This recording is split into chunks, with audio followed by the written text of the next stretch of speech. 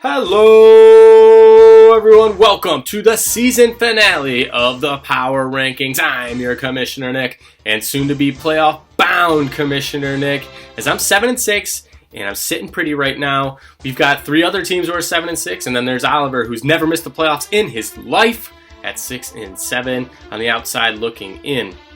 We've got a great show for you this week. It's the final episode of the Power Rankings of the season. I want to thank everyone for watching.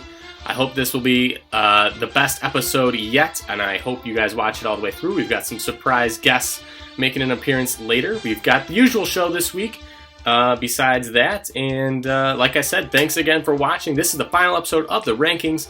Let's get into it. Number 12. What a waste of time and money. Brad's team falls to the basement after another loss to Jerry this week, as his embarrassing season continued. I did a little research and found that Brad has now lost 5 straight games to Jerry and is 1-5 against Jerry all time, with his only win being back in 2018. Speaking of 2018, Brad has not had a winning season since then. The last 4 years, he's a combined 17-36, which is essentially going 4-9 every year for the last 4 years. No wonder he wants to quit the league. Very disappointed. Number 11. Beans Pride Parade. Beans' team moves up a spot in the rankings despite a 6th straight loss against Hunter this week. The Cowboys' defense performed up to their first round value as they produced 19 points. But that's about it for this team. Lots of single-digit performances in this lineup. Luckily for Beans, there's only 1 week left in the regular season, and you can put this forgetful year behind you. Number 10. Team Lance 2.0. Cam's team stays in the 10 spot again this week after a pitiful performance against Ryan. Tyler Lockett was the only bright spot on this team, scoring 27 points, but the rest of the team could only combine for a league-low 83 points. I predicted this team would come in dead last before the season started, and if it weren't for a couple fluky wins early on, this team might be there. Lance can't be enjoying retirement knowing Cam is driving this franchise into the ground. Cam's bad company future is unclear, to say the least. Number 9. When legends rise, Frank's team got revenge and picked up their 3rd win in a row, knocking off bad company's best in Dan. The running backs had solid games, and DK Metcalf flexed his 26-point performance against the Rams. This was Frank's Super Bowl, as he's been talking all year about how Dan got lucky against him in Week 2 when Stefon Diggs scored 44 points on Monday Night Football and single-handedly lifted Dan over Frank. And who knows, if that didn't happen, maybe Frank would be the team that's 11-2 and Dan would be struggling at 5-8. Unfortunately though, Frank has officially been eliminated from playoff contention. Number 8. Harambe's Olave Javonte Deontay.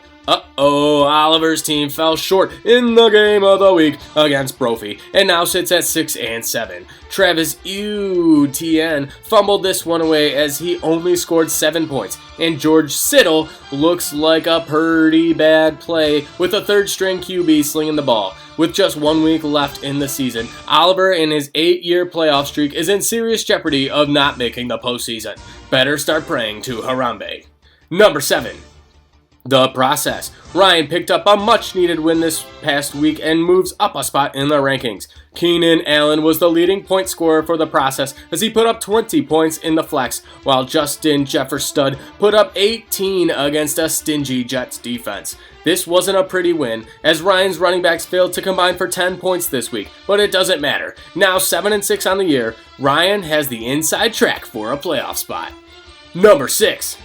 Maybe that team, pal? Whoa, baby. My team answered the bell and got a much-needed win against Luke this week to keep the playoff dreams alive. Jalen Hurts so good had Philly fans singing "Fly, Eagles, fly," as he had 4 touchdowns for nearly 40 points. Tony Pollard had another multi-touchdown game, and I've got to pat myself on the back for streaming the Browns defense this week, as they had 3 touchdowns for 31 points. What a time to score the most points in the league, too. Could be important for playoff tiebreakers at the end of the season. We just may be that team, pal. Number 5. Poppy's prized possession. Brophy's team got a huge win over Harambe this week in the game of the week to improve to 7-6 and keep pace in the playoff race. AJ Brown Bear, what do you see? I see 2 touchdowns looking at me as he scored 31 points against his former team. This was a huge win for Poppy this week since he's got Borat coming up on the schedule, and that will definitely be a challenge. Need the offense to perform this week. If Poppy can outscore Oliver by 16, then he should be able to punch his ticket to the playoffs. Number 4. King of the Higgins V3. Luke's team got unlucky and came up short against the commissioner this week to fall to 7-6 on the season. The offense was clicking, putting up the 3rd most points in the league thanks to Christian McCaffrey's 28-point performance and Devontae Smith's 21-point showing. Still wish you traded him to me though. Despite that, being one of 4 teams at 7-6, Luke still has a huge lead in points per game. That should keep him in the playoffs, win or lose against Dan. That's going to be a fun matchup to follow along this week. Number 3. Quantum Cheeseburger. Jerry's team picked up the win, and ladies and gentlemen, Jerry has officially clinched the playoffs. Tyreek Hill's 29 points overcame Tua Tagovailoa's poor performance, and good thing it's beginning to look a lot like Swift Miss as DeAndre scored 21 points on the bench. What a year for Jerry, as it has been 1,590 days since joining Bad Company. He has finally prioritized fantasy football and clinched his first playoff appearance and winning season in 5 years. Congrats, Jerry. Number 2. Team Never Lucky. Dan's team lost. Dan's team lost? Dan's team lost to Frank this week and falls out of the top spot in the rankings. Kenneth Walking Boot left the game early with a foot injury and only scored 3 points. And Cortland Nothing put up a goose egg in the flex, leading to the loss. What a bad time to start losing to. 1 win away from clinching the best record of the season, and right before the playoffs begin, this might have been the most embarrassing loss by any team this season. If I were Dan, I'd be slamming the panic button right now. And number 1... still Jerry's daddy. Hunter's team moves up to the top spot after winning his 6th game in a row. Receivers Devontae Gladums and Garrett Thrillson led the way as they combined for over 60 points. And Hunter likes his quarterbacks like he likes his eggs. Scrambled as Justin Fields ran for 71 and a touchdown. Now just 1 game behind Dan for the 1 seed. It would be very nice if Hunter could get the first round bye. And now let's take a look at our playoff picture after week 13. As you can see, Dan's still the 1 seed, and how about that 5 seed there, folks? Maybe that team pal at 7-6. Meanwhile, Harambe Zalave Javante Deontay has dropped out of it at 6-7, and nobody else is in the hunt at this point. It's just a 1-team race for that 7 spot, so let's see. Moving on to our tank tracker, let's take a look, and not much has changed here, and honestly, I think it's fair to say Frank did not miss the playoffs this year. He simply ran out of time to make them. If we had like a 15 or 16 week schedule, Frank might be heading to the playoffs as a favorite. And now let's take a look at our commissioner picks for this coming week. I went 4-2 last week, and I'm now 42-36 all year, so another pretty good year by my predictions. I just know how to pick them. What can I say? First matchup, we've got What a Waste of Time and Money taking on Beans Pride Parade. Big matchup here for draft pick future results that'd be interesting to see. In this matchup, I'm taking Beans Pride Parade. Brad's team is horrible, absolutely horrible, an embarrassment to the league, an embarrassment to the family. Brad, you got to get it together next year. Maybe that Team Pal taking on Team Lance 2.0. I don't have to win this one, but I think I'm going to. I don't have Aaron Jones. I don't have Alvin Kamara on the bye. Thank you, NFL, for that.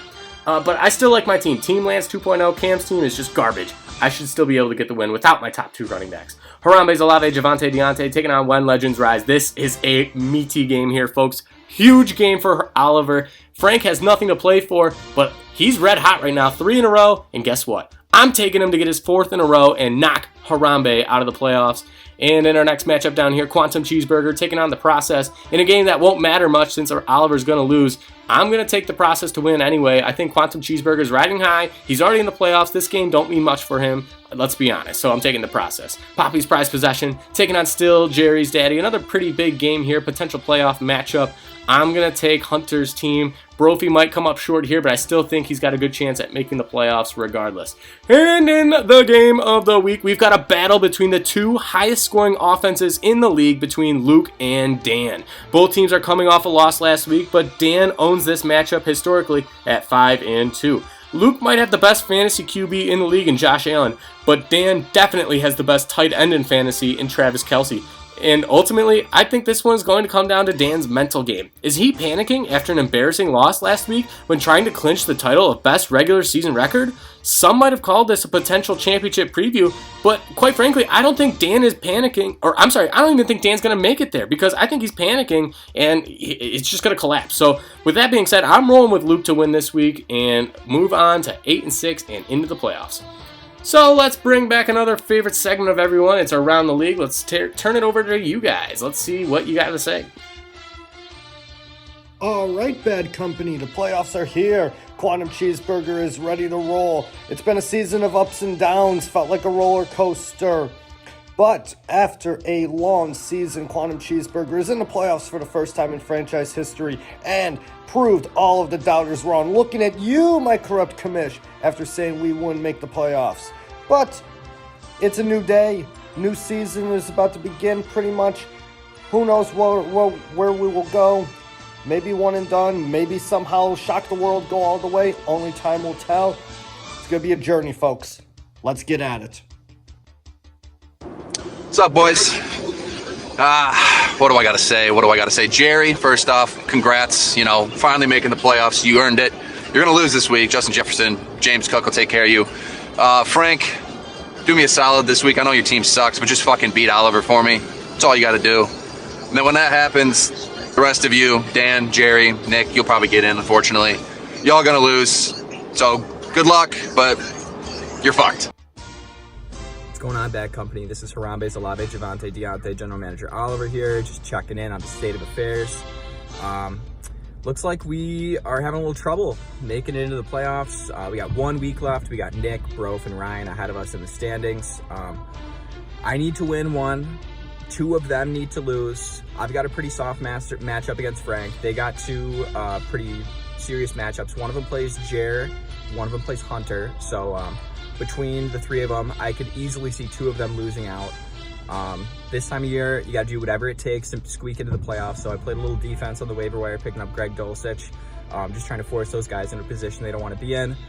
But yeah, this could potentially be the second time ever that Harambe finishes below 500 and possibly the first time that we missed the playoffs. So a lot on the line this week. I like my lineup a lot. I think I'm getting in, but I guess we'll just have to wait and see. Good luck, everyone. Hello, Bad Company. You're a proud and returned GM of Soldier Beans.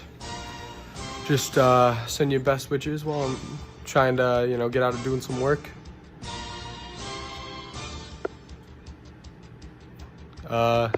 Army's fun. And I guess better luck next year for my team, because Nick and Ali, colluded a bit and sabotaged me. But, that's okay. They just sabotaged a hero. Not like that's bad or anything. All right, gotta go. See you guys. I'll be back December 17th. And that is all we got for you guys this week. Thank you so much for watching. Thanks for watching all year. I hope you have a great week. For all those trying to make the playoffs, good luck. Have a Merry Christmas, everyone. Hope to see you next year. Take care.